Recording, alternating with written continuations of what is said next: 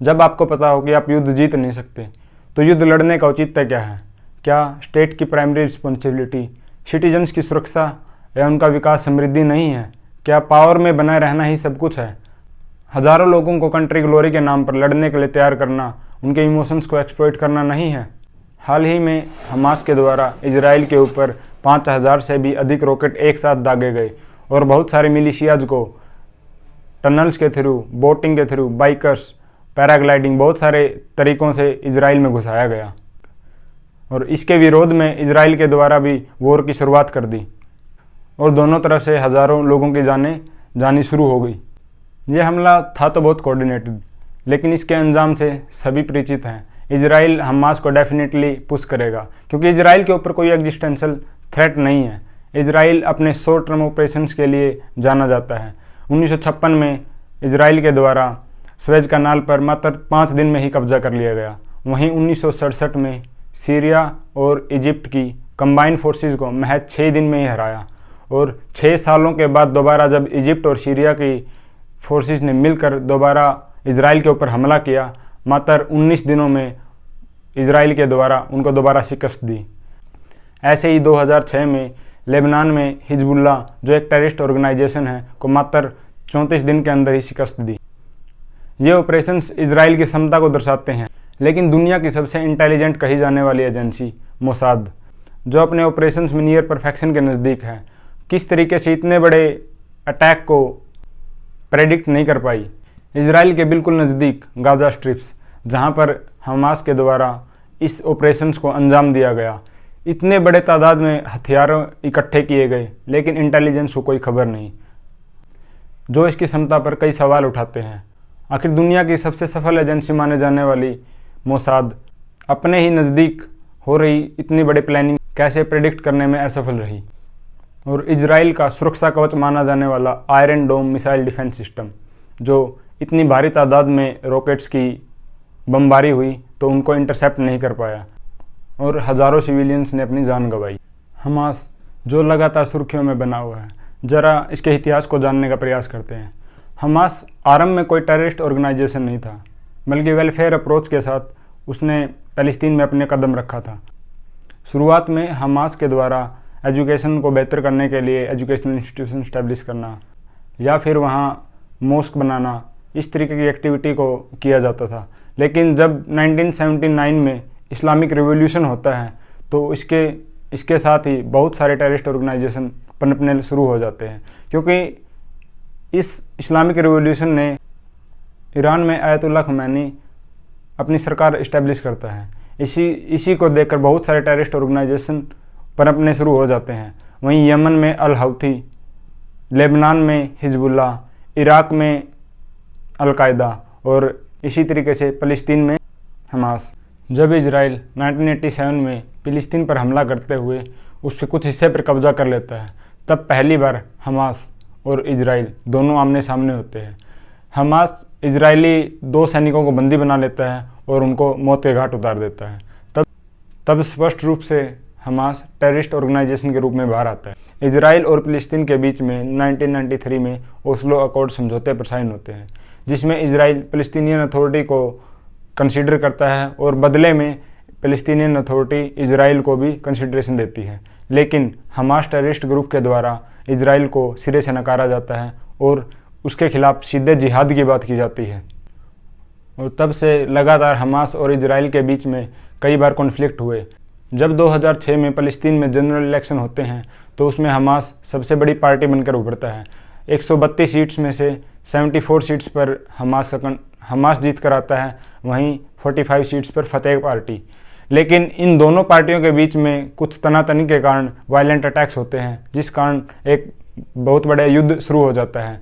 इस युद्ध में फतेह और हमास एक दूसरे के आमने सामने होते हैं और वायलेंट अटैक के बाद वेस्ट बैंक पर फतेह का कंट्रोल हो जाता है और गाजा स्ट्रिप्स पर हमास का। तब से लेकर हमास गाजा स्ट्रिप्स को और फ़लस्तीनियन लेबर ऑर्गेनाइजेशन यानी फ़लस्तीनियन अथॉरिटी वेस्ट बैंक को गवर्न कर रही है।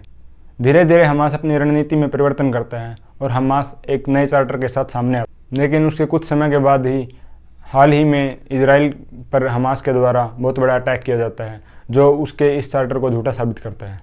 ऐसे कौन से कारण हैं कि हमास एक मॉडरेट डॉक्यूमेंट के साथ सामने आता है और कुछ सालों के बाद ही इतना बड़ा वायलेंट अटैक करता है? हम उनमें से कुछ कारणों को जानने का प्रयास करते हैं। दरअसल इजराइल और फिलिस्तीन के बीच में शुरू से ही तनातनी बनी हुई है। जेरूसलम को तीनों धर्म बहुत ही पवित्र मानते हैं, इस्लाम, जूज और क्रिश्चियन, क्योंकि अपने किसी न किसी रूप में इस जगह को अपने धर्म की उत्पत्ति के रूप में देखते हैं। जहाँ इस्लाम की तीसरी सबसे पवित्र मस्जिद अल अक्सा मोस्क यहाँ पर उपस्थित है, वहीं जेरूसलम में ही जूज का बेहद पवित्र टेंपल है। इजराइल के द्वारा वेस्ट बैंक पर कई बार रेड की गई, जिसमें पुलिस रेड में अल अक्सा मोस्क पर भी रेड की गई, जिससे वहाँ के मुस्लिम्स भी नाराज़ थे और जो हमास टेररिस्ट ग्रुप है जो गाज़ा में कंट्रोल करता है वो भी इससे नाराज़ थे। तो वहीं दूसरा कारण, इजराइल में एक राइट विंग की गवर्नमेंट है जो पावर डायनेमिक्स को चेंज कर रही है, जुडिशरी की पावर को कम करते हुए पार्लियामेंट की पावर को बढ़ाने का प्रयास कर रही है, जिसके विरोध में धरना प्रदर्शन भी चल रहा है। शायद हमास के दिमाग में कहीं ना कहीं यह बात भी होगी कि अभी इजराइल एक वीक स्टेज पर है। वहीं इजराइल और सऊदी अरेबिया के संबंधों में भी सुधार आ रहा था। सऊदी अरेबिया वेस्ट एशिया का सबसे इन्फ्लुएंशियल कंट्री में से एक है और वहीं इस्लाम के लिए सबसे पवित्र दो मस्जिद मक्का और मदीना भी सऊदी अरेबिया में है। उसके बाद तीसरी सबसे पवित्र मस्जिद अल अक्सा मोस्क जेरूसलम में है। यदि सऊदी अरेबिया और इजराइल के बीच संबंधों में सुधार होता है तो हमास भी एक डिसएडवांटेज सिचुएशन में होगा और शायद ये भी वजह हो सकती है कि हमास ने इतना बड़ा अटैक प्लान किया।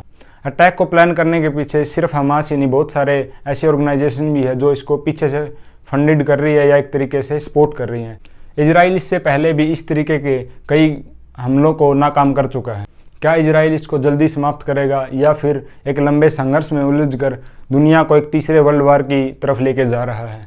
इसमें दो तरह के गुट बनकर सामने आ रहे हैं। वहीं हमास को भी एक तरीके से खुलकर समर्थन ईरान के द्वारा, लेबनान के द्वारा, इजिप्ट के द्वारा, टर्की के द्वारा बहुत सारे ऐसे देश इसको समर्थन डायरेक्टली दे रहे हैं। तो वहीं दूसरी तरफ इजराइल को इंडिया, यूएस, ब्रिटेन, बहुत सारे देश डायरेक्टली समर्थन दे रहे हैं। लेकिन जब भी इस तरीके के फैक्शन डायरेक्टली इन्वॉल्व होते हैं तो कहीं ना कहीं एक बड़े विश्व युद्ध की ओर इशारा करते हैं।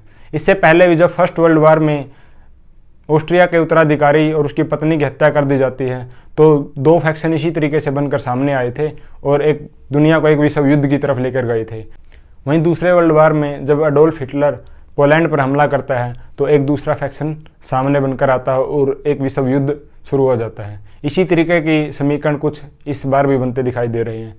यूएस के द्वारा भी मेडिटेरियन सी में एयरक्राफ्ट कैरियर, बहुत सारे वारशिप्स भी तैनात किए हैं ताकि किसी भी तरीके के होने वाले आगे संकट से बहुत जल्दी एक तरीके से रिटेलिएट में बेहतर तरीके से जवाब दिया जा सके।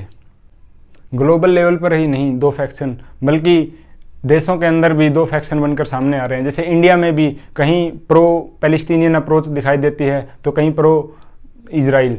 सरकार के द्वारा अपना स्टैंड क्लियर करते हुए कहा गया है कि हम इजराइल के साथ हैं, तो वहीं कहीं पर बहुत सारे ओपोजिशन लीडर मिलकर फ़लस्तीन को सपोर्ट करने के लिए सामने आते। इजराइल और फ़लस्तीन के बीच में संघर्ष बहुत लंबे समय से चलता आ रहा है। शायद हमास की रणनीति हो कि इजराइल के ऊपर अटैक करके वहाँ की जनता के ऊपर एक भय स्थापित करके एक स्टेट की डिमांड की जा सकती है, जिसके रिस्पॉन्स में शायद इजराइल के द्वारा गाज़ा और वेस्ट बैंक को मिलाकर एक फ़लस्तीनियन देश का निर्माण किया जा सके। लेकिन इसका समाधान क्या हो सकता है? क्या यह संघर्ष जो सदियों से चलता आ रहा है इसी तरीके से चलता रहेगा? कब तक मासूम और बेसहारा लोग अपनी जान गंवाते रहेंगे?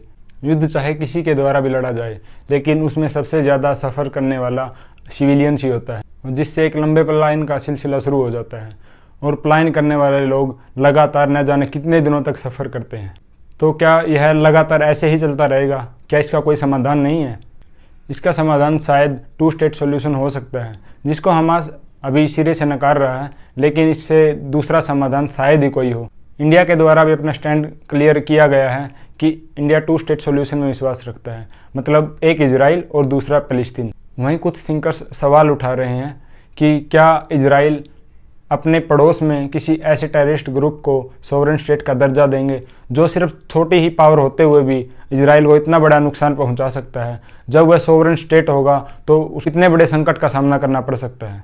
जब तक इजरायली वोटर्स इस बात से कन्विंस नहीं हो जाते कि एक फ़लस्तीन स्टेट उनके साथ पीसफुल कोएग्जिस्टेंस के साथ रहेगा, तब तक शायद इसका कोई समाधान नहीं होगा। और इजराइल के सामने इसका जवाब देने के अलावा शायद कोई ऑप्शन नहीं है, क्योंकि टेररिज्म कहीं भी हो वो शांति के लिए हमेशा खतरा रहता है। जैसे एक कोट भी है, एक थिंकर्स के द्वारा कहा भी गया है, terrorism anywhere is threat to peace everywhere. और टेररिज्म किसी भी तरीके का हो, उससे सफ़र हमेशा आम जनता को ही करना पड़ता है या सिविलियंस को ही करना पड़ता है। इसके समाधान के लिए सभी देशों को एक साथ मिलकर इस विषय पर चर्चा करनी चाहिए और इसमें जितने भी स्टेक होल्डर्स हैं उन सबको मिलकर एक टेबल पर बैठकर इस पर चर्चा करनी चाहिए कि इसकी आगे की रणनीति क्या हो सकती है, ताकि वेस्ट एशिया को जो हमेशा एक ट्रबल से गुजरता रहता है उसको एक स्थायी शांति दी जा सके। धन्यवाद।